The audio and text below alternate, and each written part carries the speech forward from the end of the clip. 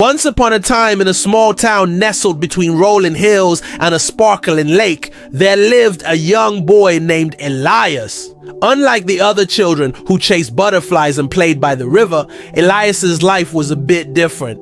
You see, Elias's mother was a traveling musician who had journeyed to the town to perform. It was there she met Elias's father, a local woodcarver, and soon after she discovered she was going to have a baby. However, when Elias was born, his mother fell gravely ill and passed away shortly after, leaving little Elias an orphan. Before she died, she placed her most prized possession, a beautiful violin, in the hands of the townspeople, begging them to take care of her son. The townspeople were simple folk, hard-working laborers who understood the value of honest labor but knew nothing about music. They took Elias in and raised him as one of their own, loving him as their son, but also telling him, "You are one of us. You are meant to work with your hands, break stones, carry loads. That is who you are. There's no place in our world for a musician." And so, every day Elias would go to the quarry with the others, carrying rocks, breaking stones, sweating under the hot sun,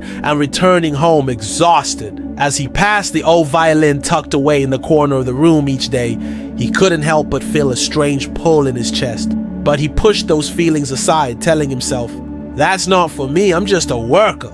Years passed, and Elias began to feel restless. There were times when he could have sworn he heard his mother's voice echoing through the ages, calling out to him. And he would wake up in the middle of the night, his heart pounding in his chest as if something deep inside him was calling out to be remembered. Afraid of being different, afraid of disappointing those who raised him, Elias chose to silence that part of himself and buried it deep down. Then one evening, a wandering maestro came through the town. He carried his instrument with pride and played melodies that made the entire town fall silent.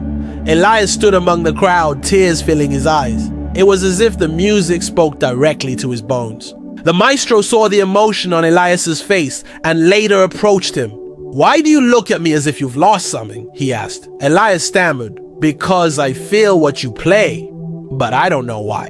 The maestro followed Elias back home, and seeing the forgotten violin in the corner, he picked it up, wiped it clean, and handed it to Elias. "This is not mine," Elias whispered. The maestro smiled. "It was always yours.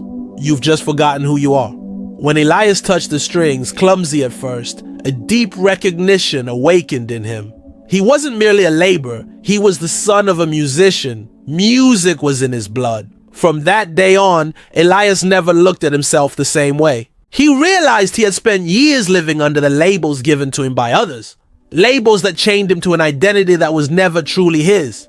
He began to practice, and as he did, the more he remembered who he was meant to be. The sound of his violin echoed through the hills, carrying with it the story of a forgotten son and the rediscovery of his true self.